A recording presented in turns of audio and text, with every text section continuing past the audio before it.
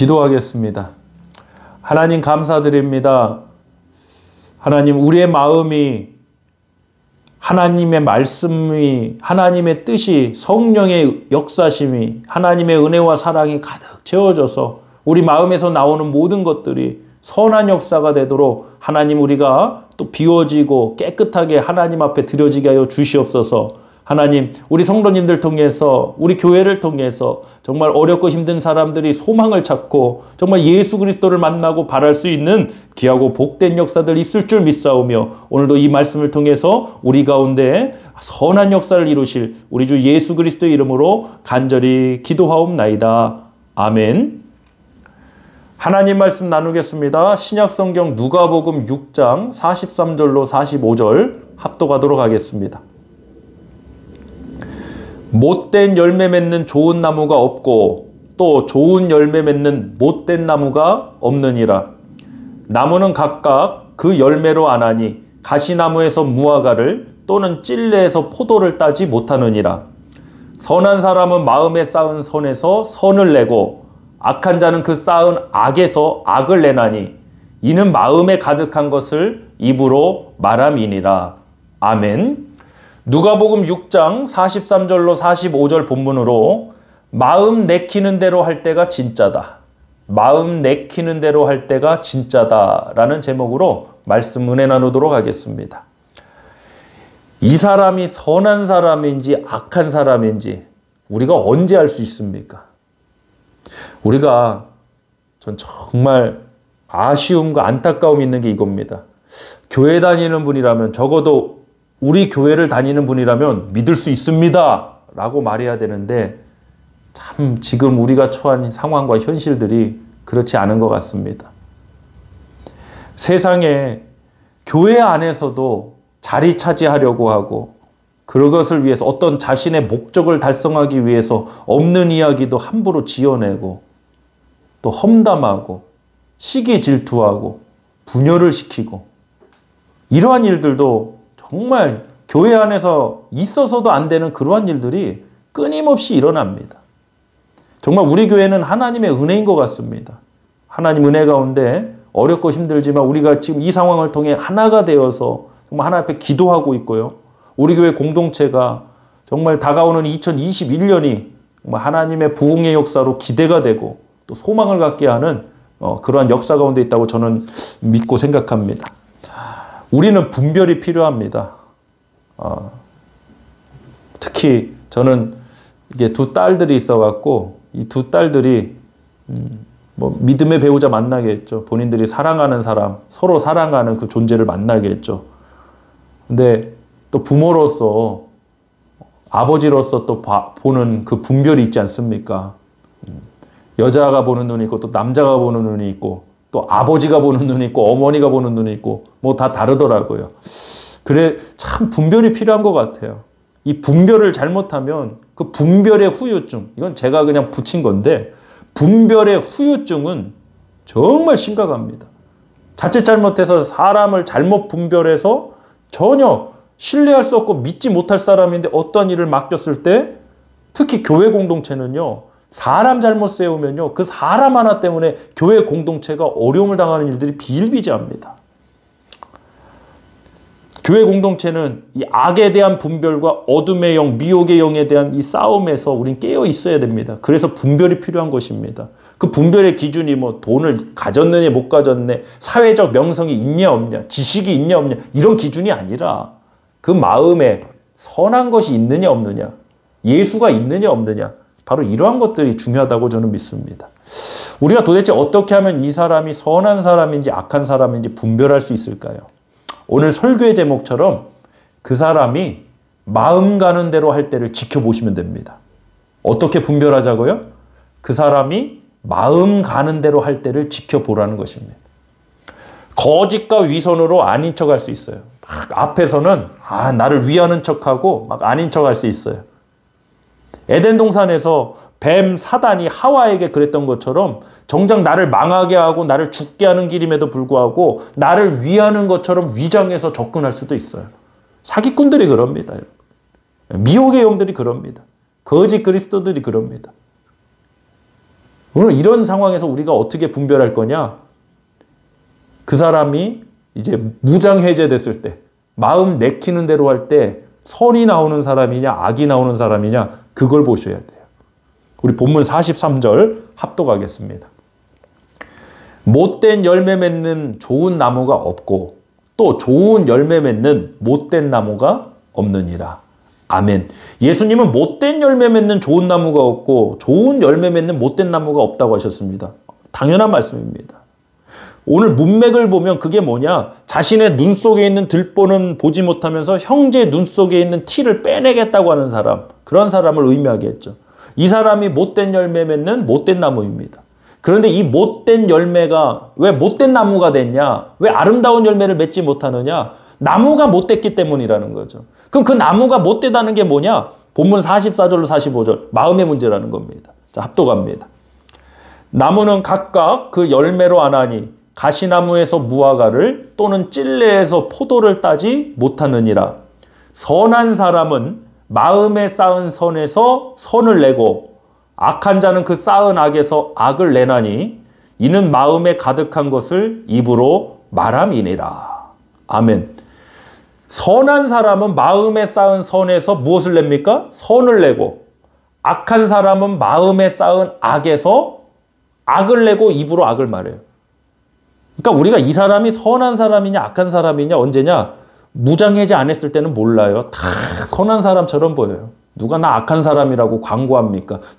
나는 이런 흑심이 있는 사람이야. 나는 이런 내 계획 있는 사람이야. 누가 이런 걸 표시합니까? 오히려 사기꾼일수록 이런 걸 더 감추죠. 악한 영일수록 더 아닌 척하죠. 할 수만 있으면 천사처럼, 광명한 천사처럼 위장하려고 하죠. 그럼 언제 할 수 있느냐? 마음 내키는 대로 할 때 그 마음 속에 있는 게 나오더라는 거죠. 제가 제 두 딸들을 키우는 아버지 심정을 서두에 말씀드렸지만 특히 청년들이 결혼을 앞둔 우리 신랑, 신부들이 서로 배우자를 찾을 때 있지 않습니까? 저는 이렇게 말합니다. 사계절을 한번 겪어봐라. 봄, 여름, 가을까지 괜찮다가 겨울에 꼭 이상해지는 애가 있다. 또 가을, 겨울, 봄까지 괜찮다가 여름에 이상해지는 애가 있다. 이 말은 뭐냐? 너무 처음 만났을 때 그 감정이 뜨겁다고 그 감정에 취해서 하지 말라는 거죠. 결혼은 신중한 것이고 중요한 것이니까. 그리고 또 한 가지. 그 사람이 마음 내키는 대로 할 때 어떤 행동을 하느냐 그걸 한번 지켜봐라. 무방비 상태에서 나오는 게 진짜다. 그 속에 있는 것이다. 아니 그래서 막 저희 와이프도 그렇지만 뭐 연애할 때는 막 뭐 이렇게 잘해주고 뭐 이랬는데 지금은 왜 이러냐 막 이럽니다. 그때는 무장해제가 안 됐죠. 그때는 마음 내키는 대로 할 수가 없었죠. 조심스러운 관계니까. 근데 결혼하고 나면 이게 저 안 좋은 표현인데 저희 남성들이 이런 말 가끔 합니다. 다 잡은 물고기한테 누가 미끼 주냐 뭐 이런 말을 합니다. 근데 연애할 때는 그렇게 다정다감하게 하다가 물론 안 그러시는 분들이 훨씬 많죠. 근데 결혼하고 나면 이제 180도 돌변하고 뭐 그런다는 거죠. 그러니까 마음 내키는 대로 할 때 뭐가 나오냐 그걸 한번 봐야 돼요. 그게 진짜라는 거예요. 마음에 악이 있는 사람은 마음 내키는 대로 할 때 악이 튀어나올 수밖에 없어요. 함부로 말하고요. 악과 욱과 욕이 나와요. 왜 그랬냐고 물어보면 내 마음 내키는 대로 했다고 그럴 겁니다. 그 마음 내키는 대로 해서 악이 나오면 그 속에 악이 있는 거예요. 욕이 있는 거예요. 욱이 있는 거예요. 또 사람이 겉으로는요 얼마든지 선한 척 아닌 척 할 수 있습니다. 그럴싸하게 포장할 수 있습니다, 여러분. 특히 교회 안에 그런 사람들 많습니다. 분별이 필요합니다. 그러나 마음 가는 대로 할 때 자기의 마음을 그때는 드러낼 수밖에 없어요. 그럼 그 마음에 시커먼 것들이 이제 드러나기 시작해요. 그가 어떤 말을 하는지, 어떠한 목적을 갖고 그런 말들을 하는지, 그러한 행동을 하는지 그게 튀어나와요. 그게 그 사람 속에 있는 거예요. 저와 여러분 속에 무엇이 있어야 됩니까? 오직 예수만 있길 원합니다. 오직 예수 그리스도만이, 예수 그리스도를 믿는 믿음 안에서만 저와 여러분이 살기를 간절히 소망합니다. 마음 가는 대로, 나의 마음 가는 대로 했다. 그래서 막 나가는 사람, 그 속에 막이 있는 겁니다. 누가 막대 먹었다 막 사는 인생이다 그러면 기분 좋아할 사람이 누가 있습니까? 아마도 그런 분일수록 난리 나고 싸우려고 하지 않겠습니까? 마음에 선이 쌓이고 선이 가득한 것이 하나님의 사람이고 그 자체가 축복이라고 믿습니다. 누가복음 12장에 보면 어리석은 부자 이야기가 나옵니다.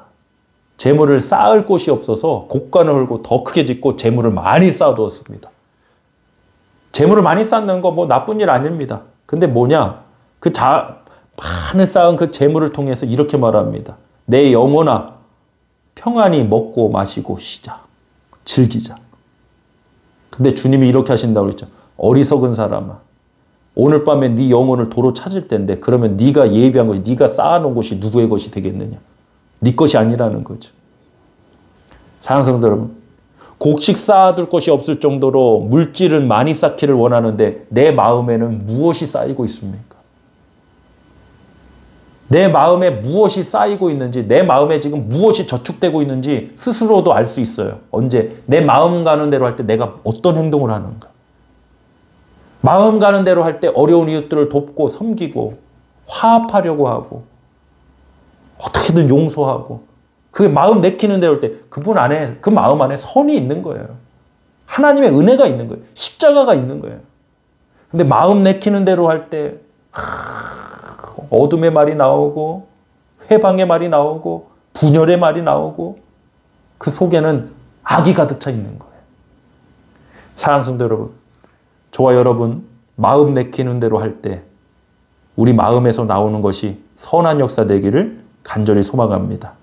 이 시간에 합심하여 하나님 앞에 기도하는 시간 되기를 원합니다. 하나님, 내 마음에 악한 역사, 어둠의 영의 역사, 죄악의 쓴뿌리들이 아직 있습니다.